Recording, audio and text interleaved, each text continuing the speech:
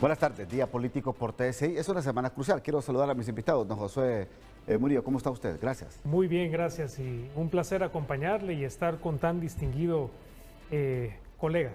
Don Graco Pérez, ¿cómo está? Muy bien, gracias. Muy buenas tardes y un placer estar acá y igualmente un placer estar con Josué. Bueno, una semana muy crucial, amigo y amiga televidente, porque esta semana prácticamente se instala el nuevo Congreso Nacional de la República. Comienzo con usted. ¿Cómo lo visualiza? Bueno, todavía hay retos que debemos superar como país y yo creo que el bipartidismo ya está conversando de cara a cómo se van a integrar en el marco de esta nueva junta directiva y quién asumirá la presidencia, que lo más probable sea del Partido Nacional de Honduras.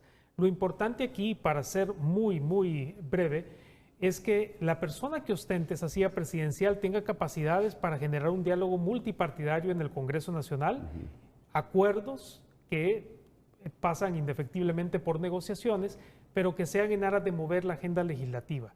De nuevo, la presidencia posiblemente quede en el Partido Nacional, pero los puestos de la Junta Directiva sí van a ser repartidos con el Partido Liberal de Honduras. Va a depender de las negociaciones, licenciado Pérez. Sí, definitivamente, la historia nos ha enseñado que el partido de gobierno siempre también impone al presidente del Congreso, porque vivimos en Honduras. En países del primer mundo la democracia se fortalece con los contrapesos y no sería extraño un país desarrollado que la presidencia del Congreso fuera ocupado por un partido en oposición.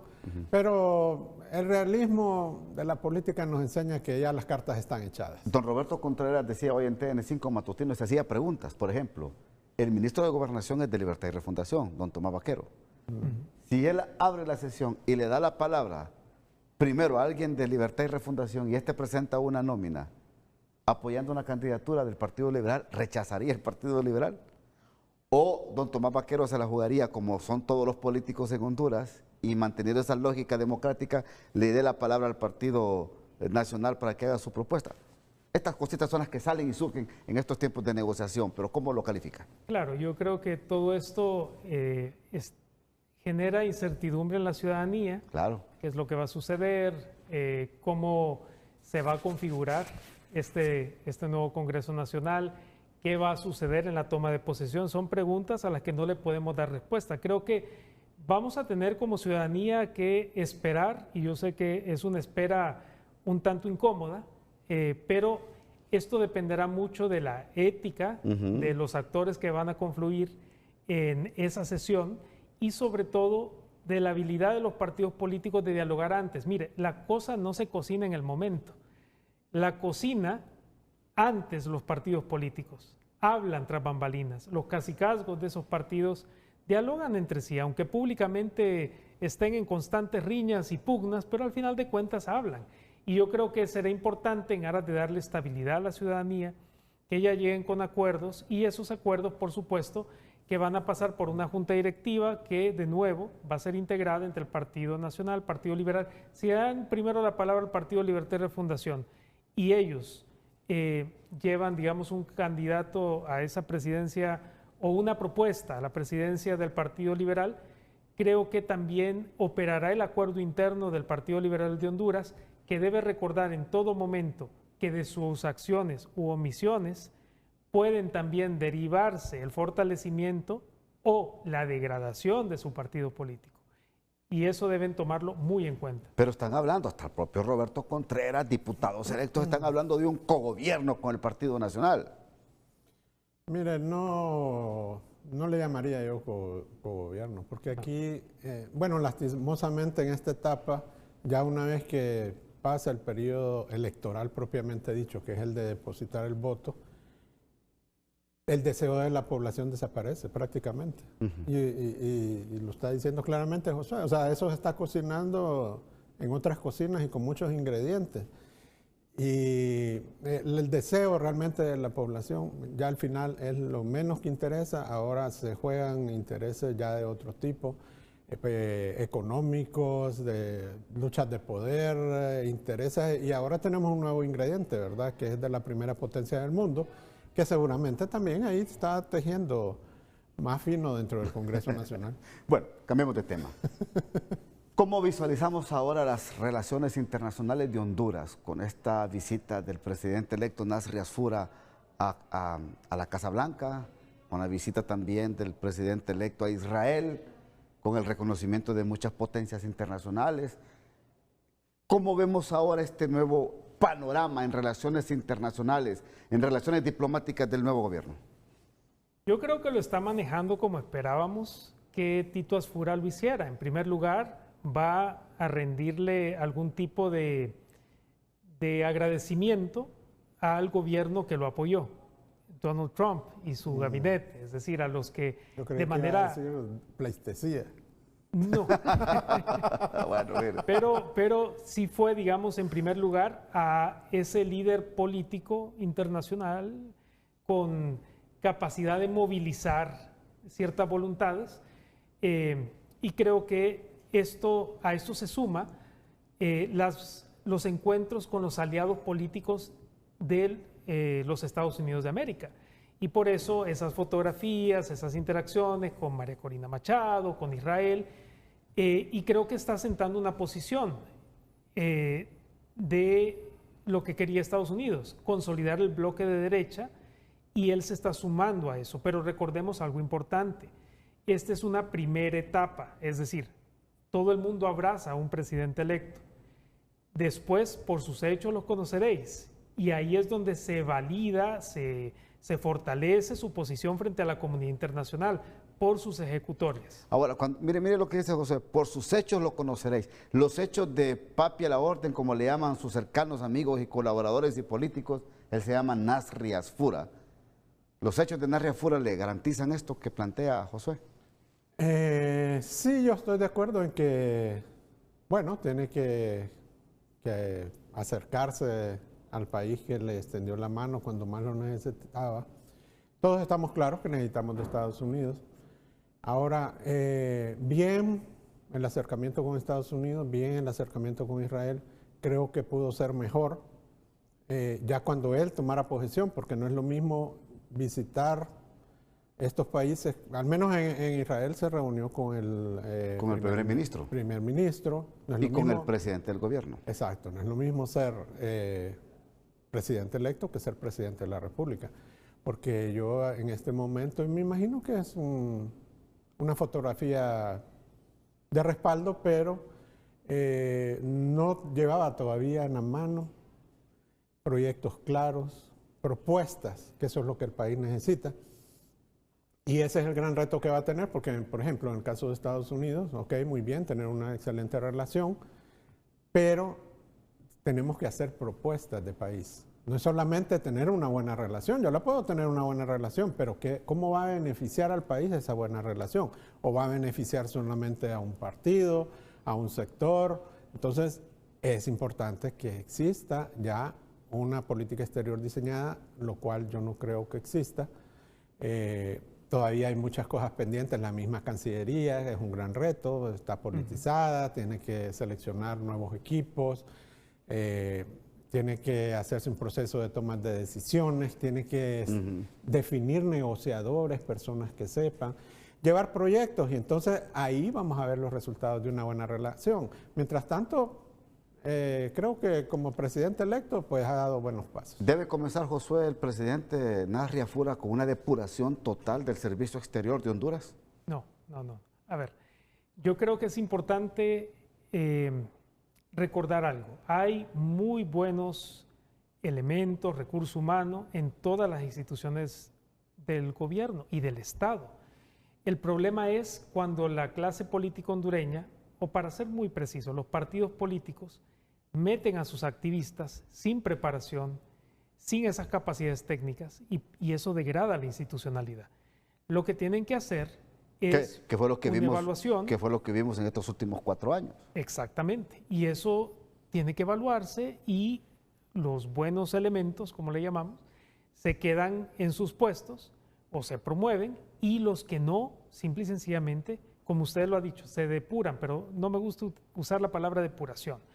Creo que es mejor una reevaluación de toda la profesionalización, sí, exactamente, de todas las instituciones del Estado, no solamente de la Cancillería.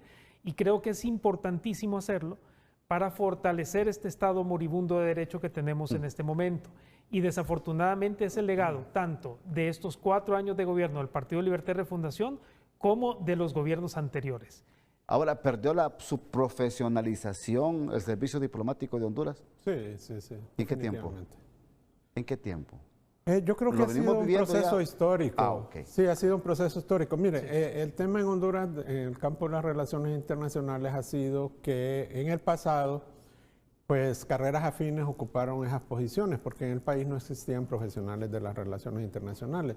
Hicieron un buen trabajo y en sus momentos críticos, sobre todo en temas de soberanía y fronteras.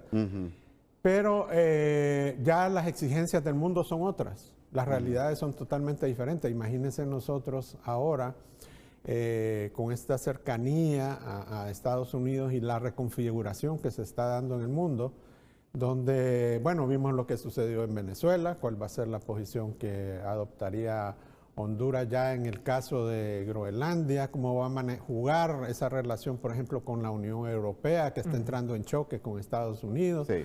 O sea, es muy complejo y requiere otras capacidades, otra formación, otros conocimientos. Y yo creo que desafortunadamente la Cancillería, además de politizada, se ha quedado desfasada en su misma estructura. Ok, me tengo que ir a la pausa, pero ¿esto está ayudando, este acercamiento de Nasria Fura con Casa Blanca y con todos estos problemas que ha usted expuesto en el tema de la isla más grande del mundo, Groenlandia, el tema de Unión Europea, el tema de Rusia, Ucrania, el tema de Venezuela, el tema de Cuba, que también dicen que se están preparando porque creen que pueden ser invadidos por los estadounidenses. Nicaragua igual. Después de la pausa me contesta. Bueno, sigue siendo bueno, una buena carta de presentación el hecho de que un presidente, en el caso de Honduras, como Nasria Fura, haya sido recibido con todos los honores en Casa Blanca y en Israel y en otros países? Mire, yo creo que es importante, aunque hay muchas voces que les incomoda escuchar de que Estados Unidos de América es nuestro principal socio comercial y nuestro referente a nivel hemisférico, lo es una realidad. Es decir, podemos idealizar todo lo que usted quiera, pero al final de cuentas la influencia política, militar, de toda índole, comercial, de los Estados Unidos es como para Asia-Pacífico lo que equivale a Australia, por ejemplo. Y es importantísimo que nosotros veamos esa realidad, la entendamos y juguemos en la arena geopolítica. Yo creo que esta es una buena estrategia del presidente electo Nasria Fura, que creo que todo su partido y él va a querer que lo sigan llamando Tito Asfura, papi a la orden, pero al final de cuentas el presidente electo está tocando las puertas correctas. Creo que sí era importante que lo hiciera y que lo haga cuando ya sea presidente, como dice el doctor Graco, yo creo que es fundamental, pero estos primeros acercamientos van marcando la pauta. Ahora, en estos temas que usted mencionaba antes del corte, ahí es donde se va a probar si la política exterior de Honduras va a obedecer a una agenda de país o a una agenda de partido ideológica. Y eso creo que nos va a posicionar para bien o para mal en el contexto internacional, ya sea debilitándonos o empoderándonos como país. Y yo creo que esto requiere, y como no me canso de repetírselo a la clase política de Honduras, que escuchen las voces de todos los hondureños y hondureñas, de todas las fuerzas políticas, de todos los actores, de los expertos, como el doctor Graco, por ejemplo, que conocen de la materia. Don Graco. Bueno, mire, lo primero que hay que entender es que Honduras no tiene política exterior.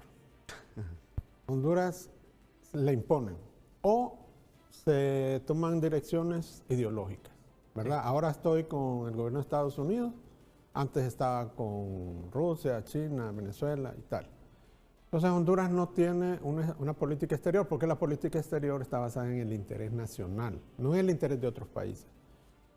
Entonces aquí hay que hablar, por ejemplo, en el gran marco, la estrategia de seguridad nacional de los Estados Unidos.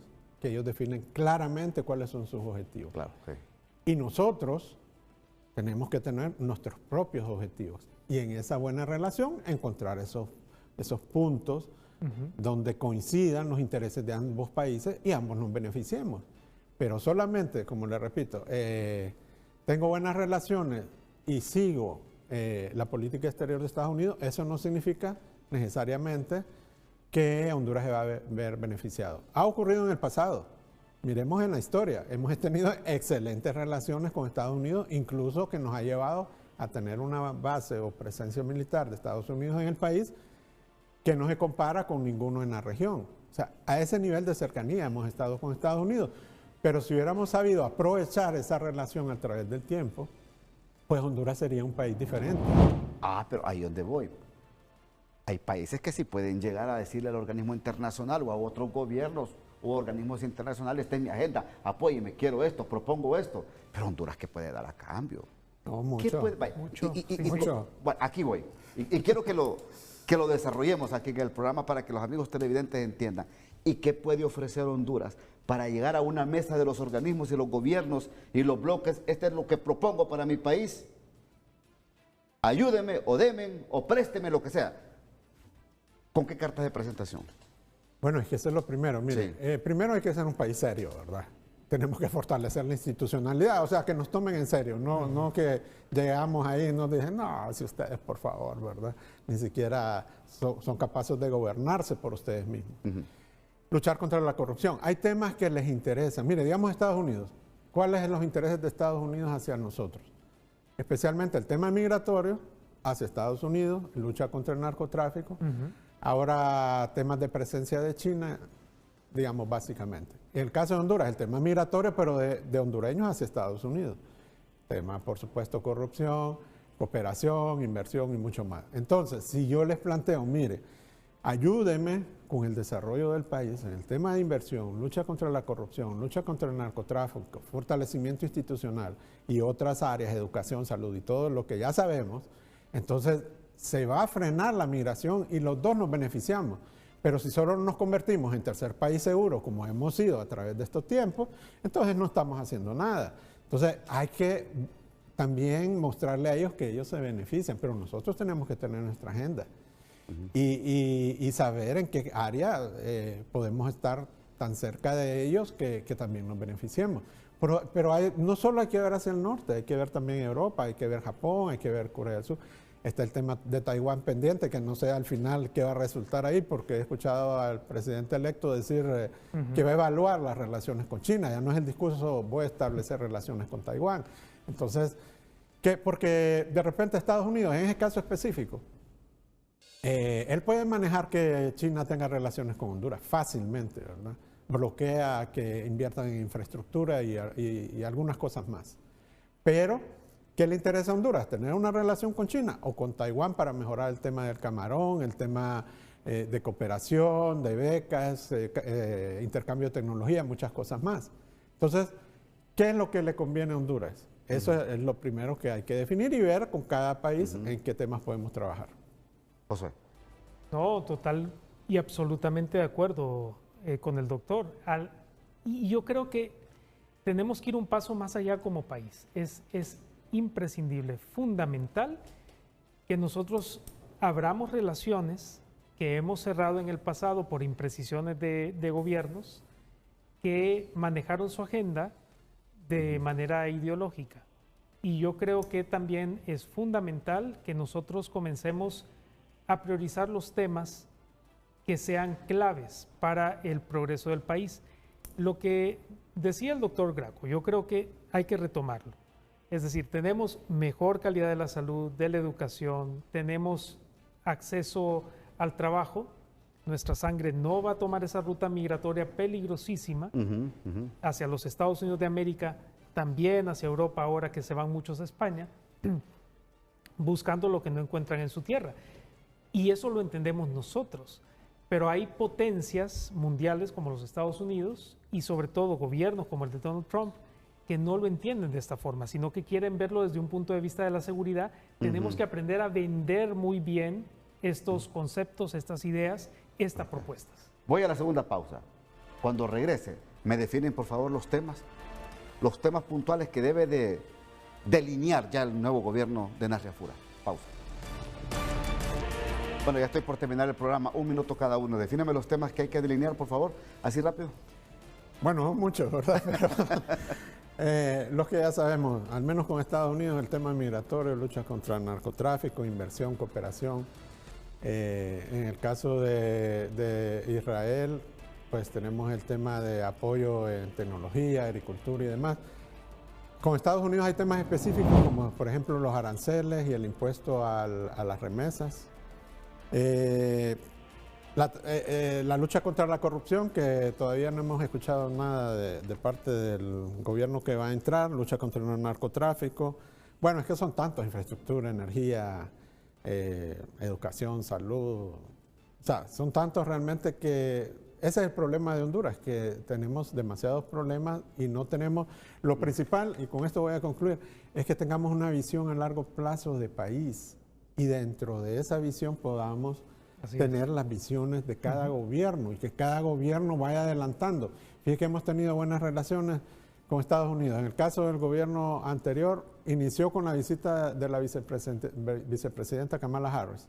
Se despreció, perdimos 3 años que hubiéramos aprovechado. Y ahora con un nuevo gobierno y con el señor Trump en el poder, con buenas relaciones con el nuevo gobierno, entonces tendríamos 3 años más, porque va a estar 3 años más en el poder. Estoy muy de acuerdo, pero hay que sumar un tema que es de carácter urgente, para que en 4 años no estemos quejándonos del mismo tema que hace unas semanas, que hace 4 años, que hace 8 años. Las reformas electorales. Señores y señoras que van a integrar el nuevo Congreso Nacional, es imperativo que ustedes toquen esos temas y que se rodeen de actores que lo conozcan a profundidad. Para eso está el Instituto Multipartidario Holandés, el NDI, el National Democratic Institute, expertos nacionales. El tema como la segunda vuelta, por ejemplo, no es que lo tengan que aprobar de cajón, sino que lo discutamos, que generen estudios de derecho y políticas públicas comparadas, que lo hagan basados en información y que a partir de eso se genere un debate tanto interno al que se invite a la ciudadanía y expertos nacionales e internacionales para que nutran esos debates, generemos ya sea reformas electorales o una nueva ley electoral y superemos estos entuertos en el futuro. Si volvemos a tener lo que no existe en nuestra legislación, un empate técnico, tendríamos ya el instrumento para superarlo. Bueno, señores, gracias, don José. Gracias por la invitación. Muy amable. Gracias. Hasta aquí el programa de hoy, que pasen todos una feliz noche.